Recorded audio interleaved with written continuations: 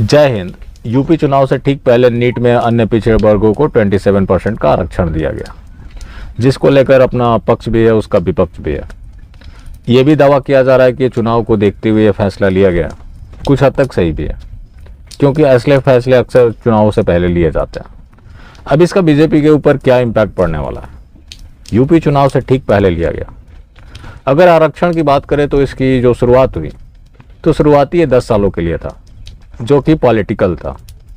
उसके बाद इसको शिक्षा, स्वास्थ्य, उसके बाद यहाँ तक कि आज हालात ये हो गए कि इसरो जैसे संस्थानों में भी आरक्षण लागू कर दिया गया। अब इसमें यह सपना देखा जाता है कि ऐसा करके देश विश्व गुरु बनेगा, जो कि संभव नहीं है।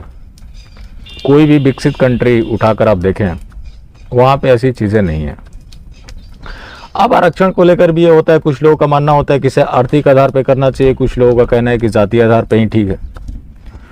अब इसमें क्या है कि जो आरक्षण है, अगर अब तक का इसको देखें तो कोई भी अगर बीमार होता है तो उसे डॉक्टर के पास ले जाया जाता है। कुछ दिन के बाद देखा जाता है कि उससे रोगी के ऊपर कोई खास असर नहीं पड़ा तो मेडिसिन चेंज की जाती है। जब उससे भी बात नहीं बनती तो डॉक्टर को बदल दिया जाता है।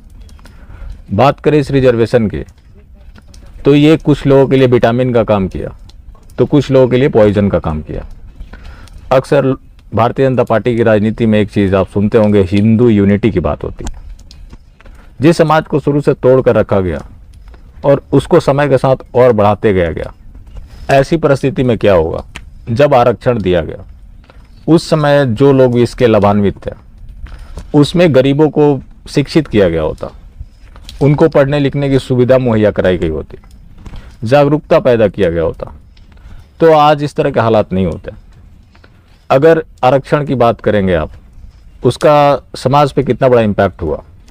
देखिए, जो लोग भी रिजर्वेशन कैटेगरी में आते हैं, सबको एक साथ तोलना भी ठीक नहीं होगा। उसमें दो तरह की विचारधारा है। एक विचारधारा जिसका मानना है कि आरक्षण हमारा जन्मसिद्ध अधिकार है, तो वो भारतीय जनता पार्टी को कोई वोट नहीं करने वाला, जो कि फैक्ट है। कुछ लोगों का है कि अगर मिल रहा है तो वो ले रहे हैं।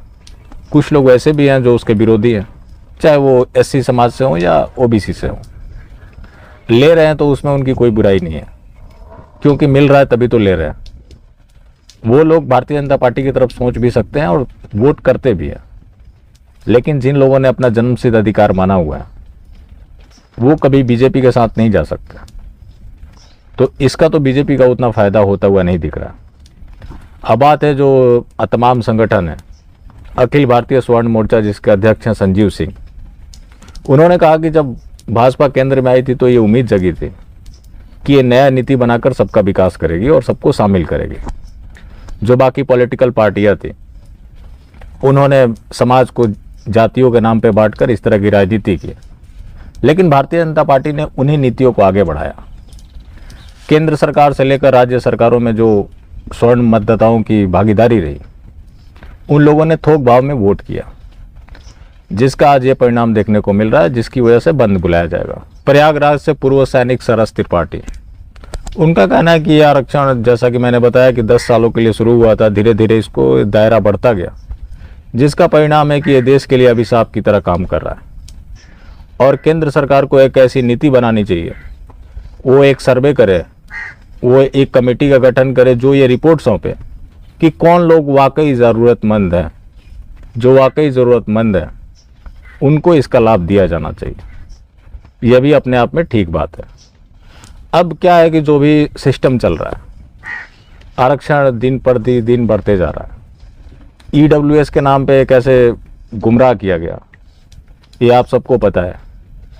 ईडब्ल्यूएस जो आरक्षण है, उसको ये बताया गया कि सवर्णों का आरक्षण है, जो कि नहीं है। उसमें अनरिजर्व कैटेगरी के कोई भी हो, चाहे वो मुसलमान हो, सिख हो, क्रिश्चियंस हो, सारे उसमें शामिल किए गए। तो ये बता देना कि हाँ ये सवर्णों के लिए हुआ है, तो ये एक तरह से सफ़ेद जुमला है। ये भी कब लागू किया गया था? जब ये लोग 3 स्टेट हारे थे। अब ये केंद्र सरकार जो कर रही है, इसके पीछे इसकी मंशा क्या है?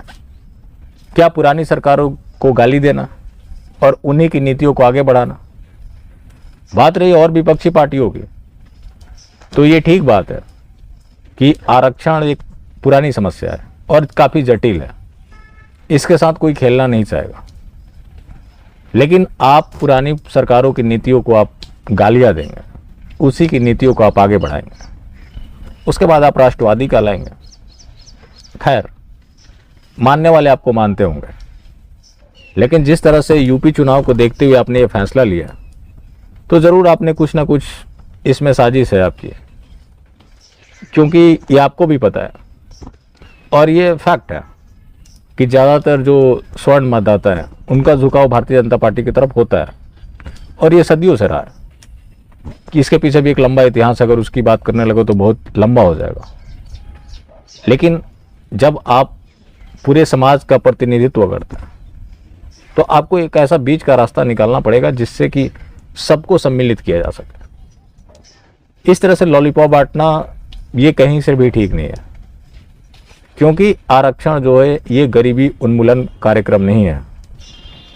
जो लोग आरक्षण पा रहे हैं उससे हमें कोई शिकायत नहीं। जो लोग उसी समाज से हैं, उनको ये तक नहीं पता कि हमारे लिए आरक्षण नाम की भी कोई चीज़ है, तो उनको बताने का काम कौन करेगा? सरकार इसके लिए क्यों नहीं कमेटियां बनाती? क्यों नहीं अवेयरनेस प्रोग्राम शुरू किए जा रहे हैं? अब तो गिने चुने नौकरी बच गए हैं, क्यों नहीं उन गरीबों को सुविधा मुहैया कराकर मुख्य धारा से जोड़ा जा रहा है? ये कौन करेगा? और ये कब तक रेवड़ियाँ बढ़ती रहेंगी? जब आरक्षण का मामला आता है तो सबसे ज़्यादा जो मुखर होकर विरोध करने वाले होते हैं वो लोग हैं जो 3 पीढ़ियों से इसका लाभ ले रहे हैं।